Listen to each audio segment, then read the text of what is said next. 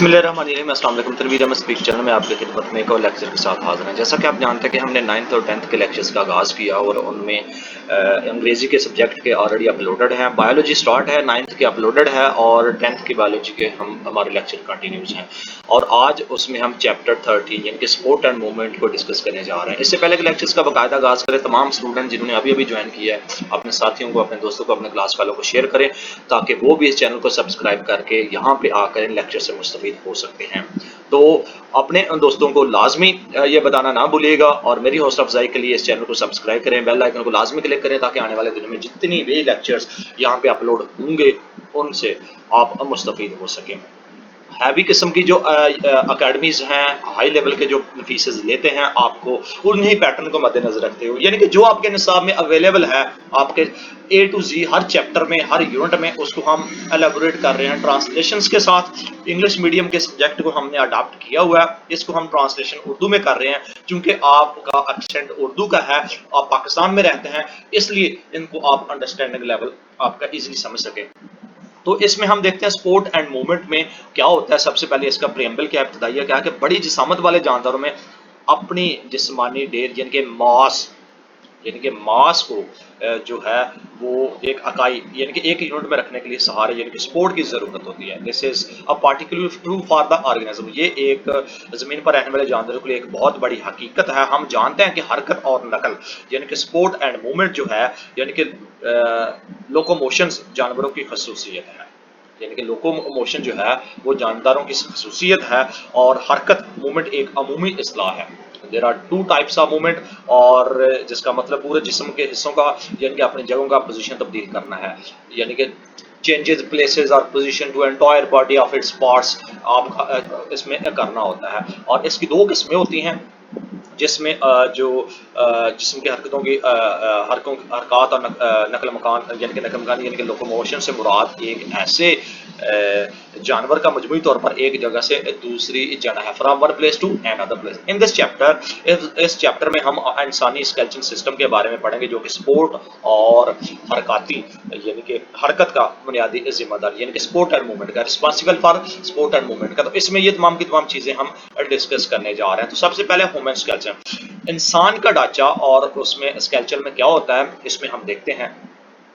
Skeleton जो system है या स्केलेटन से मुराद जानवरों के जिस्म में सख्त और जोरदार यानी कि आर्टिकुलेटेड साख्तों का एक फ्रेमवर्क होता है, ये जो कहलाता है। ठीक है, ये फ्रेमवर्क जिस्मानी सहारा स्केलेटन मसल्स को जोड़ने का मकाम और जिस्म को हिफाजत मुहैया करता है। दूसरे वर्टिब्रेट्स की तरह इंसान का स्केलेटन भी जिस्म के अंदर, इसलिए इसे एंडोस्केलेटन भी हम कहते हैं। जानवरों में पाया जाने वाला स्केलेटन एक जिंदा चीज है यानी कि बोन्स और कार्टिलेज जिंदा सेल्स के बने होते हैं। स्केलेटन का बोन्स एंड कार्टिलेज जो है ना वो लिविंग सेल से बने होते हैं and have nerves and blood vessels in them, और उनमें नर्व्स और ब्लड वेसल्स भी मौजूद होती हैं। They grow and have the ability to repair themselves, वो नशोनुमा भी पाते हैं और अपनी मरम्मत भी उसमें करते हैं। ये ह्यूमन स्केलेटन का इब्तदाइया है। नेक्स्ट है रोल ऑफ स्केलेटन सिस्टम, इसका किरदार क्या है स्केलेटन सिस्टम का। स्केलेटन सिस्टम का जो जिसमें बड़े काम यानी कि प्रोटेक्शन है, सपोर्ट एंड मूवमेंट है, सहारा देना है और हरकतें करना है, जिसके जिस्म के अंदर स्केलेटन मस्कुलर सिस्टम के साथ मिलकर काम करना और हरकत देने में इसको मदद फराहम करना है। मसलन खोपड़ी दिमाग की हिफाजत करती है और वर्टिब्रल कॉलम स्पाइनल कार्ड की हिफाजत करती है और पसलियां हमारे दूसरे ज्यादातर अंदरूनी ऑर्गन्स की हिफाजत करती हैं। वर्टिब्रल कॉलम हमारे जिस्म को सबसे बड़ा सपोर्ट फराहम करती है। ये रोल ऑफ स्केलेटन का। नेक्स्ट है बोन एंड कार्टिलेज। कार्टिलेज का क्या होता है यानी कि हड्डी और कार्टिलेज का क्या रोल होता है, इसमें हम देखते हैं कि मजमूई तौर पर यानी कि ओवरऑल जो ह्यूमन स्केलेटन है यानी कि इंसानी जो स्केलेटन है उसमें हड्डियां यानी कि बोन्स के फ्रेमवर्क पर मुश्तमिल है, लेकिन कुछ जगहों पर इस फ्रेमवर्क के साथ कार्टिलेज भी मौजूद होती हैं। सबसे पहले कार्टिलेज है। कार्टिलेज क्या होता है आइए इसमें देखते हैं। कार्टिलेज एक गाढ़ा नुमा यानी कि is a dense clear blue white from connective tissue. गाढ़ा नुमा माइलस्फेदी शिफाफ मजबूत कनेक्टिव टिश्यू है, लेकिन हड्डी की निस्बत कम मजबूत होता है। कार्टिलेज के सेल्स कंड्रोसाइट्स कहलाते हैं। कंड्रोसाइट्स इनके सेल्स को कहा जाता है। कार्टिलेज के अंदर कंड्रोसाइट्स होते हैं। हर कंड्रोसाइट्स कार्टिलेज के मैट्रिक्स के अंदर मौजूद फ्लोर से बनी एक जगह यानी कि लेकोना के अंदर ये मौजूद होता है। शक्ल जैसा कि 13.81 में हम इसको देखेंगे कि वो मैट्रिक्स में किस तरह जगह पे मौजूद होता है। कार्टिलेज के मैट्रिक्स के अंदर कोलेजन फाइबर्स भी होते हैं, ब्लड वेसल्स कार्टिलेज के अंदर दाखिल नहीं होती। कार्टिलेज में 3 अकसाम होती हैं, there are 3 types of cartilage. ठीक है जी। और कार्टिलेज के मैट्रिक्स हम जो है ना शेप में देखते हैं, यस ये यहाँ पे दिया गया है। और यहाँ पे कार्टिलेज के मैट्रिक्स को कार्टिलेज किस तरह उन्होंने ये कॉन्ड्रोडर्म है लेटनस में, और ये आपका जो है ना कार्टिलेज के मैट्रिक्स में कॉन्ड्रोडर्म्स का मौजूद होना ये आपको इस इमेज में शो करवाया गया है। नेक्स्ट आपका है जनाब हाइलिन कार्टिलेज। हाइलिन कार्टिलेज क्या होती है? सबसे पहली इस कार्टिलेज की किस्म है। इसमें क्या होता है कि ये स्ट्रॉन्ग येट फ्लेक्सिबल, यानी कि ये मजबूत लेकिन लचकदार कार्टिलेज है। ये कार्टिलेज हड्डी के किनारों पर गुलाब की शक्ल में होता है और नाक, लेनियस, ट्रेकिया और ब्रिंकल ट्यूब्स में भी पाया जाता है। इलास्टिक कार्टिलेज जो होता है ये साख्त में जो पाइलन कार्टिलेज जैसा ही रहा है, ये बहुत ही मजबूत होता है, लेकिन कोलिन कार्टिलेज के साथ साथ इलास्टिक फाइबर्स के जाल की वजह से ज्यादा लचकदार रखता है। ये कार्टिलेज एपिग्लॉट्स और पैना वगैरह में पाया जाता है, जो इलास्टिक कार्टिलेज होता है। फाइब्रस कार्टिलेज का क्या होता है रोल? ये कार्टिलेज बहुत सख्त और कम लचकदार होता है और इसके अंदर बहुत ज्यादा मोटे कोलेजन फाइबर्स होते हैं जो कि कार्टिलेज इंटरवर्टिकल डिस्क्स में पाए जाते हैं, जो फाइबर कार्टिलेज है। नेक्स्ट आपके है बोन, यानी कि हड्डियां। इसमें इन तमाम चीजों में जो याद रखने वाली चीजें हैं वो कार्टिलेज और बोन जानवरों के कनेक्टिव टिश्यूज की अकसाम है। ज्यादातर कनेक्टिव टिश्यूज एक मैट्रिक्स पर मुश्तमिल होता है जिसमें कोलेजन फाइबर मौजूद होते हैं। यहाँ पे ये याद रखने वाली चीज है, जैसा कि ये चीजें जहाँ पे कार्टिलेज है और ये कार्टिलेज लेनेक्स है, ये ट्रेका और ये what types of cartilage these are, ये तीनों की तीनों टाइप्स हैं जिनको हमने अलग-अलग एलाबोरेट किया और डिस्कस किया। नेक्स्ट है बोन, यानी कि हड्डियां। हड्डियों में क्या होता है कि जिस्म में सबसे सख्त जो कनेक्टिव टिश्यूज होते हैं वो बॉडी में वो हड्डियां होती हैं। हड्डियां ना सिर्फ हरकत पैदा करती हैं बल्कि उनको सहारा भी देती हैं, जिस्म के कई हिस्सों की हिफाजत करती हैं, बल्कि ये रेड ब्लड सेल्स और वाइट ब्लड सेल्स भी बनाती हैं और मादनियात को जखीरा भी करती हैं, यानी कि स्टोर मिनरल्स, ब्लड सेल्स में स्टोर मिनरल्स और मादनियात को स्टोर भी करती हैं, उनको हिफाजत भी फराहम करती हैं। ये आपकी हड्डियों के बारे में है। और इसके साथ साथ जो हड्डियों का जो यहाँ पे आपको ढांचा दिया गया है, इसको अगर हम एलेबोरेट करने की कोशिश करें तो ये हाइलिन कार्टिलेज है और ये आपका जनाब बोन मैरो होता है। इसमें ये जो बोन मैरो आपका कहलाता है और ये जो आपका डियर स्टूडेंट इसमें है ये हड्डी के अंदरूनी साख्त है, यानी कि फाइब्रो कॉलेज है जिसको हड्डी मैट्रिक्स का भी कहा जाता है। और इसके साथ साथ ये सारी की सारी चीज़ें इनके साथ ही होती है। ये इंटरवर्टिकल डिस्कस है, इसमें पाई जाती है, जिसमें वर्टिब्रा होता है, वर्टिब्रा 1, वर्टिब्रा 2 और ये फाइब्रस कार्टिलेज ये कहलाता है और हड्डियों के साथ साथ। और इसमें क्या होता है कि जो hard outer layer of bone is called compact bone, while हड्डियों की जो हड्डी के मैट्रिक्स में भी कॉलेज होता है और कार्टिलेज की ये एक बोन की बैरूनी सख्त का है जिसको कॉम्पैक्ट कहा जाता है और इसके अंदर का हिस्सा नरम और मसामदार है जिसे हम स्पंजी बोन कहते हैं, यानी कि इसको हम स्पंजी बोन्स का नाम भी देते हैं। और इसके साथ साथ स्पंजी बोन के अंदर ब्लड वेसल्स और हड्डी का गुर्दा यानी कि बोन मैरो होता है, ये वाला होता है बोन मैरो, उसको हम कहते हैं। जैसे कि 13.4 में भी इन्होंने दिखाया गया है, जैसे कि हम ये है और इसको हम थोड़ा सा ऊपर करके देखते हैं कि बोन मैरो 13.4 में कौन सी है। यहाँ पे ये बोन मैरो है, ये वाला दिखाया गया है। तो ये कम्पैक्ट बोन है जिसको हमने, ये स्पंजी बोन्स है जिसको हमने अभी आपके सामने डिस्कस किया है। इसके साथ साथ जो लाई कार्टिलेज है, यानी कि कार्टिलेज की तरह हड्डी के मैट्रिक्स में कोलेजन होता है और लेकिन इसमें मादनियात कैल्शियम और फास्फेट भी पाए जाते हैं। और हम जानते हैं कि कार्टिलेज में एक ही किस्म के सेल्स पाए जाते हैं और दूसरी तरफ की हड्डियों के अंदर मुख्तलिफ किस्म के सेल्स मौजूद होते हैं। हड्डी के वालक सेल्स को ऑस्टेक्टोसाइट्स कहा जाता है, यानी कि ऑस्टेक्टोसाइट कहा जाता है जो कॉम्पैक्ट डेड स्मूथ बोन्स के साथ मिलकर अपनी फंक्शनैलिटी को परफॉर्म करते हैं। तो ये आपका था यानी कि हड्डी यानी कि बोन्स का उनकी जो अकसाम और उसकी फंक्शनैलिटी है जिसमें क्या क्या चीज़ें पाई जाती हैं, जिसको हमने स्टेप बाय स्टेप एक एक चीज़ करके एलैबोरेट करके आपको बताया। ये एक और है आपको in the internal structure of bone, यानी कि हड्डी की अंदरूनी साख्त बताया गया। ये बोन मैट्रिक्स है, ये अस्टेक्टोसाइट्स हैं इन लॉनेक्स में और कैनाल कंटेनिंग ब्लड वेसल्स वगैरह इस तरह आपको शक्ल में शो की जाती हैं, या आप तो एक्सपेरिमेंट्स करें तो इस किस्म की आपको दिखाई देती हैं।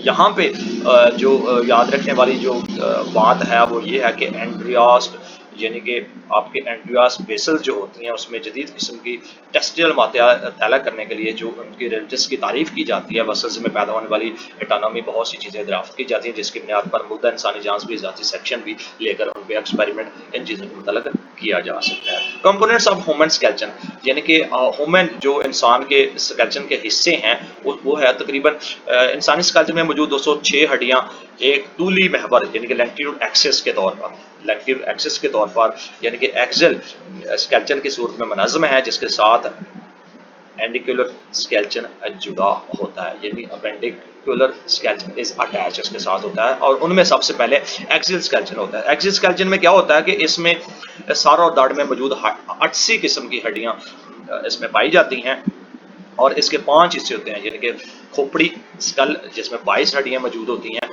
और जिनमें से 8 जो है क्रेनियल बोन्स होती हैं जिसके अंदर दिमाग और 14 चेहरे की फेशियल बोन्स हैं, यानी कि 14 और 4 देयर आर 6 मिडल ईयर ऑर्शंस और इसमें जो दरमियानी कान के अस्केजल्स हैं जिसकी तादाद 6 होती है और हर कान में 3 किस्म के गर्दन में एक हाइवल बोन भी पाया जाता है जो कि वर्टिब्रल कॉलम में 26 यानी कि वर्टिब्राई जो हड्डियां मौजूद होती हैं और इसके साथ साथ छाती में तकरीबन 01 चेस्ट बोन यानी कि स्टर्नम है और 24 यानी कि 12 जोड़े पसलियां यानी कि रिब्स भी जो कहलाती हैं 24 12 जोड़े जो रिब्स यानी कि पसलियां जिसको हम बोलते हैं ये भी कहलाते हैं। ये एक्सल स्केलेटन जो आपके बॉडी का यानी कि आपका जो सिस्टम है उसका हिस्सा है। नेक्स्ट आपका है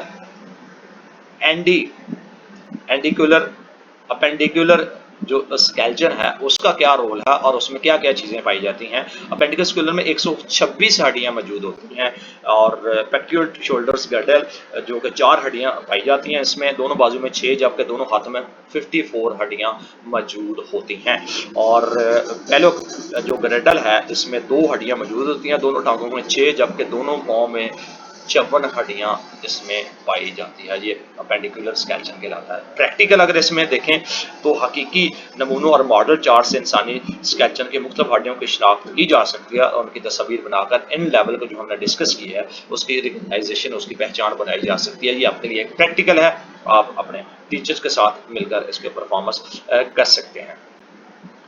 तो यहाँ पे कुछ चीज़ें बताई गई हैं। Do you know that jaw is fixed with the स्कल्चन, ये स्कल्चन के बारे में जिसमें 2 हड्डियाँ जिसमें कंपोज है जो ऊपर बनाया गया है, ये वैसे एक्चुअल आपको ये चीज़ें यहाँ पे बताई गई हैं कि जिसका जो पलाई जबड़ा है वो इन खोपड़ी के साथ मिला होता है और इसमें 2 बोन्स होती हैं जो कि खोपड़ी के साथ जुड़ी होती हैं और अदना दर्जे के वर्टिब्रेट्स इसमें ज़ेरी जबड़ा के साथ एक बोन्स का जबकि मेमल्स का एक बोन का बना होता है। इर्तिका के दौरान यानी कि एवोल्यूशन के दौरान मेमल्स ने अपने ज़ेरे जबड़े की बोन्स में तब्दीलियाँ की होती हैं, यानी कि ये एक्सपेरिमेंट्स किया गया है मेमल्स का और अदर वर्टिब्रेट्स के साथ मिलकर जो एक्सपेरिमेंट्स किया गया ये उसको एलेबोरेट किया गया। आप इसको इटसेल्फ भी ट्राई करके इन तमाम चीज़ों को अपने नॉलेज में इन्हेंस कर सकते हैं। ये उन्होंने तजर्बा करके यहाँ पे जो उनका रिजल्ट है वो ये स्टूडेंट पेस्ट किए हुए हैं यहाँ पे लगाया हुआ है और यहाँ पे इंसानी स्केलेटन का एक पूरे का पूरा जिनके सर से लेकर पाँव तक ये पूरे का पूरा एक इमेज दिया गया है जिसको हमने डिस्कस किया सारे का सारा।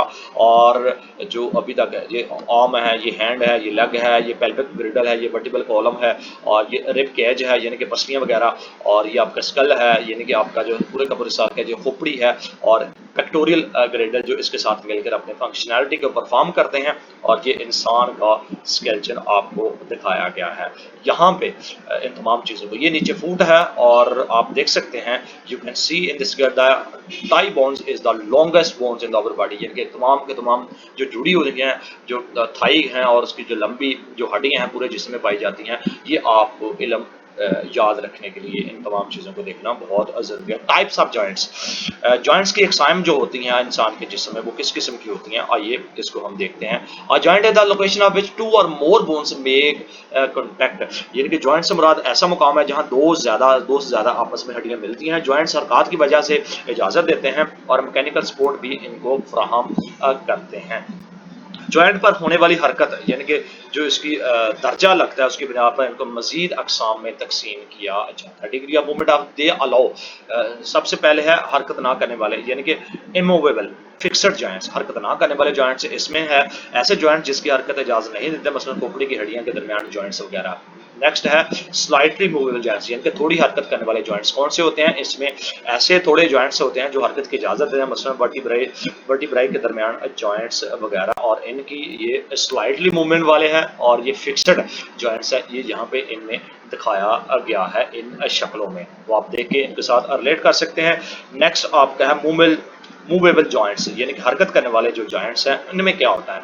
इनमें ये होता है कि ऐसे जॉइंट्स हैं जो कई तरह की हरकत, मसलन कंधे, शोल्डर जिसको बोलते हैं, कूल्हे हिप वगैरह, जॉइंट कोनी एल्बो जिसको बोलते हैं, नी वगैरह, आपके जॉइंट वगैरह हरकत करने के काबिल होते हैं, जिनमें जॉइंट्स की कई अकसाम है, लेकिन इसमें अहम जो जॉइंट्स हैं यानी कि हाई पॉइंट्स जो हैं इसमें, हाई पॉइंट्स जो इसमें दिए गए हैं, हॉल एंड सॉक्स यानी कि हॉल एंड सॉकेट पॉइंट्स को डिस्कस किया, और इन जॉइंट दरवाजे के कब्जा यानी कि हिंज की तरह आगे पीछे हरकत करते हैं और सिर्फ एक ही प्लेन हरकत करवाने वाले होते हैं। घुटने और कोहनी के जॉइंट्स, हिंज जॉइंट्स में हॉल एंड सॉकेट जॉइंट्स तमाम सिमतों में हरकत करवाते हैं। कूल्हे और कंधे के joints, hall and socket joints इसमें शक्ल में आपको दिए गए हैं 13.8 में, और बॉल एंड सॉकेट जॉइंट्स को है उनके बारे में ये बताया गया है कि इसमें तमाम जो सिमत वाले हरकत है जिसमें कूल्हे, कंधे, जॉइंट्स, बॉल एंड सॉकेट, इसमें तमाम की तमाम मूवमेंट होती है, और 13.8 की जो इसका शक्ल है वो दिखाई गई है, और वो शक्ल है ये, यस, ये आपके बॉल एंड सॉकेट जॉइंट्स हैं जिसमें आपकी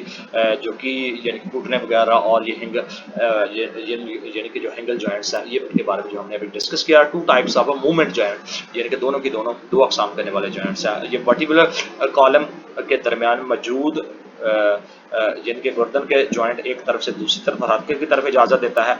और क्या आप सोच सकते हैं कि ये एक बॉल एंड सॉकेट जॉइंट कैसे हो सकता है? इनके बारे में ये आपको चीज़ें दिखाई गई हैं, और ये कुछ चीज़ें ऑब्जर्वेशन की हैं, इनको आप पढ़ के अपने नॉलेज को मजीद एनहेंस कर सकें। नेक्स्ट आपका role of tendons and ligaments यानी कि टेंडर्स और लिगामेंट्स के अफ़ाल क्या है, उनका रोल क्या है? टेंडर्स और लिगामेंट्स कनेक्टिव टिश्यू से बनी होते हैं, और ये ऐसी पट्टियाँ हैं जो शक्ल 13.9 में दिखाई गई होंगी, यानी कि 13.9 जो है वो आपकी आने वाले चैप्टर में हो सकती है, जो मसल्स को हड्डियों के साथ जोड़ते हैं। जबकि एक मसल सिकुड़ता है तो टेंडन जड़ी हड्डी पर खिंचाव की एक कुव्वत लगाता है, यानी कि tendon exerts the pulling force on the attached bone, और जिसके नतीजे में वो हरकत करती है, which moves as a result. और लेगमेंटिक्स और स्ट्रॉन्ग बट फ्लेक्सिबल बैंड्स यानी कि बहुत मजबूत लचकदार पट्टियां जो जॉइंट्स पर एक हड्डी को दूसरी हड्डी से जोड़ती हैं। लेगमेंटिक्स जॉइंट्स पर हड्डियों को अपनी जगह से मिल जाने को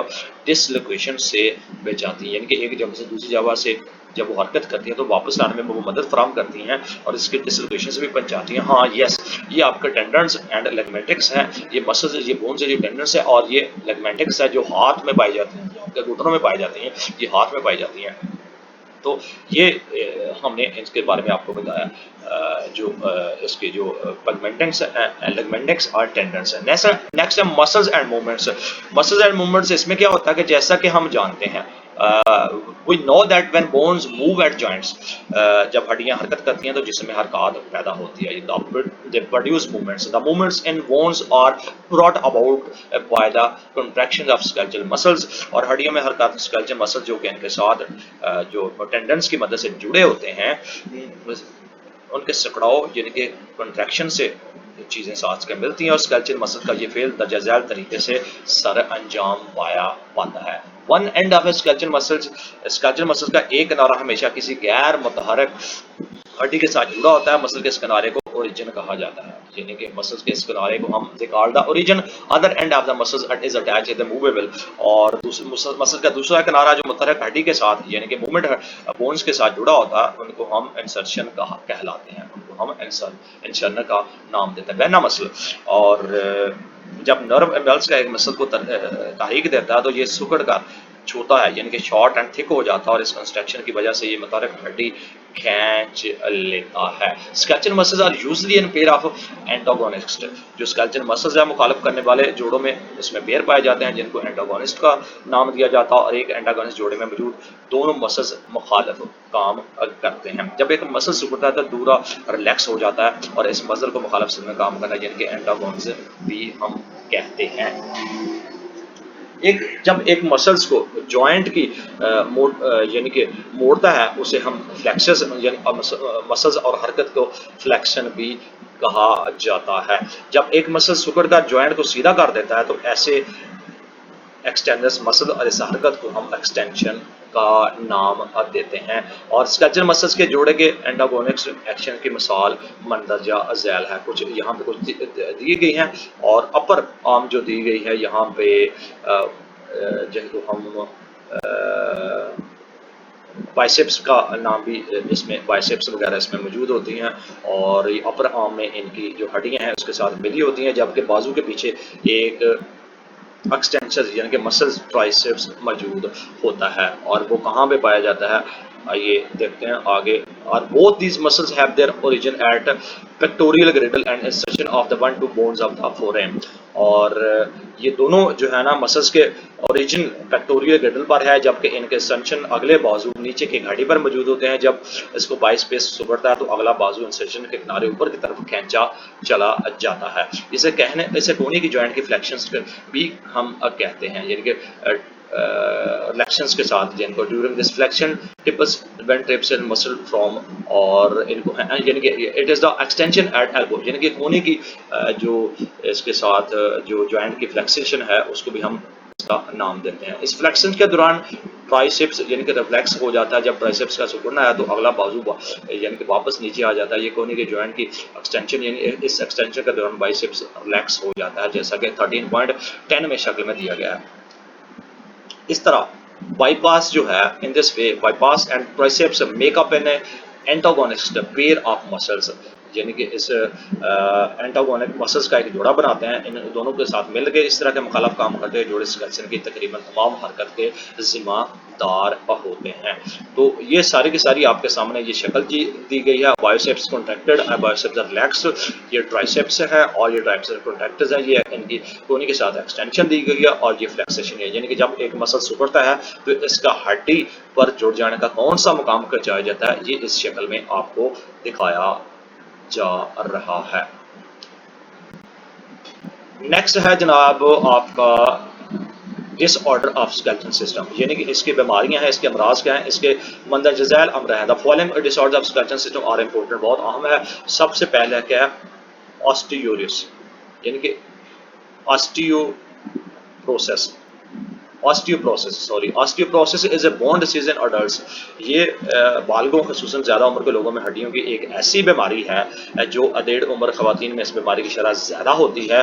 और ऑस्टियोप्रोसेस में कैल्शियम और फास्फोरस के निकल जाने से हड्डियों की कसौटी यानी कि डेंसिटी में कमी हो जाती है और ये बीमारी मेल न्यूट्रिशन की वजह से, प्रोटीन और विटामिन सी की कमी, जिस्मानी सरगर्मी की वजह से या एस्ट्रोजेंस की वजह से जो है ना इसमें इसके हार्मोन में डेफिशिएंसी भी, एस्ट्रोजेंस के हार्मोन में कमी वाक़या हो जाती है जिसको ऑस्टियोपोरोसिस का नाम दिया जाता है और ये इनके साथ मिलकर बनती है। ज़्यादा उम्र में ग्रोथ हार्मोन्स की जो स्केलेटन्स होती है जो ज़्यादातर उसमें पाई जाती हैं उसमें स्केलेटन की कमी की वजह से और ये हड्डियों के साथ मैट्रिक्स में मादनियात के कम जमा होने की वजह से बनता है यानी कि ज़्यादा उम्र के लोगों में यानी कि decrease disposition of minerals and bone matrix यानी कि मादनियात के कम जमा होने की वजह से ये हड्डी में बायस बनता है। नेक्स्ट है आपका ये एक यहाँ पे आपको शक्ल दी गई है और इस शक्ल में आप देख सकते हैं ये कॉन्ट्रैक्शन मूवमेंट है इसकी देख सकते हैं क्योंकि जब आपका बाजू हरकत करता है और इनकी तमाम जो चीज़ें किस तरह मूवमेंट करती है और इसके जॉइंट्स वगैरह किस तरह इसकी हरकत करते हैं। नेक्स्ट आपका है जनाब आर्थराइट्स, ये भी आपके डिसऑर्डर है और यानी कि ये भी बीमारी है। आर्थराइट्स मीन्स इसका मतलब ये होता है कि जॉइंट्स में सोजिश यानी कि इन्फ्लेमेशन हो जाना। इन्फ्लेमेशन मतलब आपका सोजिश हो जाना। ये बीमारी में ज़्यादातर उम्र खासतौर पर खवातीन में आम है। It is characterise by pain और इस बीमारी में जॉइंट्स दर्द उठता है और इनमें सख्ती आ जाती है और खसूसन वजन उठाने वाले जॉइंट्स मसलन कूल्हे का जॉइंट वगैरह, टखने का जॉइंट वगैरह इसमें शामिल होते हैं और आर्थराइड्स के जो इलाज में दाफिया दर्द है जिनके पेन किलर और एंटी इन्फ्लेमेटरी जो चीज़ें हैं उसमें मेडिसिन इस्तेमाल की जा सकती हैं।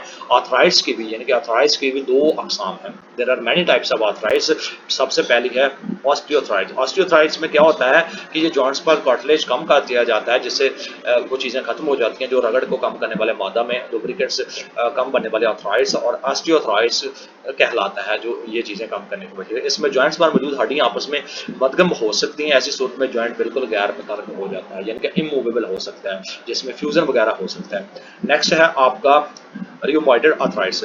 रियोमॉइडेड आर्थराइट्स इसमें क्या होता है कि इसमें जॉइंट्स वगैरह में मौजूद मेमोरी में सूजन हो जाती है। इसकी अलावा थकावट, कम दर्जे का बुखार और जॉइंट्स में दर्द और सख्ती का आ जाना शामिल होता है। नेक्स्ट है आपका गोड यानी कि गैंठिया वगैरह। इसमें अर्थराइट्स में मुतहरक जॉइंट्स में एक यूरिक एसिड के क्रिस्टल जमा हो जाता है। ये अर्थराइट्स आमतौर पाँव की उंगलियों के यानी कि जॉइंट्स पर हमला करता है यानी कि जो गैंठिया या गाउट कहलाता है। नेक्स्ट है आपका प्रैक्टिकल वर्क है और इसमें जो केमिकल नेचर ऑफ बोन है हड्डियों पर जिसमें हाइपोथेसिस डिडक्शन अपरेंट्स वगैरह प्रोसीजर एज यूजुअल जो भी प्रैक्टिकल वर्क होता है वो चूंकि तजर्बा करके यहाँ पे सारी की सारी इन्फॉर्मेशन उन्होंने पेस्ट की होती हैं तो इनको डिस्कस करने की ज़रूरत नहीं होती। तमाम चीज़ें गिवन हैं, आप ये मुशाहदा किया गया और ये उसके रिजल्ट हैं यानी कि आप इनको एज ए इंफॉर्मेटिव अपने नॉलेज को इन्हेंस कर सकते हैं। इनको पढ़ के इनको डिस्कस करने की ज़रूरत नहीं है, already her cheese given the है। तो ये था आपका चैप्टर जनाब नंबर 13 जिसको हमने आपके सामने डिस्कस किया। ये कुछ अंडरस्टैंडिंग के कंसेप्ट हैं जिसमें हम एक्सल स्केलेटन के कंपोनेंट्स के मेन कंपोनेंट्स को और एपेंडिकुलर स्केलेटन को ह्यूमन में हमने डिस्कस किया और उसके जॉइंट्स की मिसालें दी गई और लिगामेंटिक्स और एंटागोनिज्म जो चीज़ें थी और उनकी फंक्शनैलिटी को हमने डिस्कस किया। ये कुछ शार्ट क्वेश्चंस हैं और इसी चैप्टर से रिलेटेड हैं। इनको भी आप देख के आप इससे अंदाज़ा लगा सकते हैं कि किस किस्म के एग्जाम में आपको क्वेश्चन होंगे और आप इनसे मदद लेकर इन तमाम चीज़ों को मेमोराइज करके अपने नॉलेज को एनहेंस कर सकते हैं। ये कुछ टर्मिनोलॉजी है पूरी की पूरी जो हम ऑलरेडी एक एक चीज़ को हर एक्टिविटीज़ को डिस्कस कर चुके हैं और ये कुछ और एक्टिविटीज़ हैं आपके नॉलेज को एनहेंस करने के लिए। कुछ लिंक्स दिए गए हैं और इस चैप्टर में जिसको आप पढ़कर अपने नॉलेज को ना सिर्फ एनहेंस कर सकते हैं बल्कि इसके साथ साथ इन तमाम चीज़ों को ऐड कर सकते हैं। तो डियर स्टूडेंट ये था चैप्टर 13 जिसमें स्पोर्ट एंड मूवमेंट को हमने डिस्कस किया। तमाम स्टूडेंट जो ऑलरेडी मौजूद हैं या जिन्होंने अभी अभी ज्वाइन किया है 10th और 9th के स्टूडेंट आने वाले दिनों में फिजिक्स और केमिस्ट्री के भी लेक्चर अपलोड होने वाले हैं तो आप उनसे मुस्तफीद हो सकते हैं। इसके साथ ही हमें दीजिए इजाज़त। बेल आइकन को क्लिक करना ना भूलिएगा ताकि आने वाले दिनों में तमाम के तमाम जो वीडियो यहाँ पे अपलोड होंगी उसकी आपको इन्फॉर्मेशन मिल सके। इसके साथ हमें दीजिए इजाज़त हमारी तरफ से। अल्लाह हाफिज़। एक और लेक्चर्स के साथ फिर हाजिर होंगे। अल्लाह हाफिज़।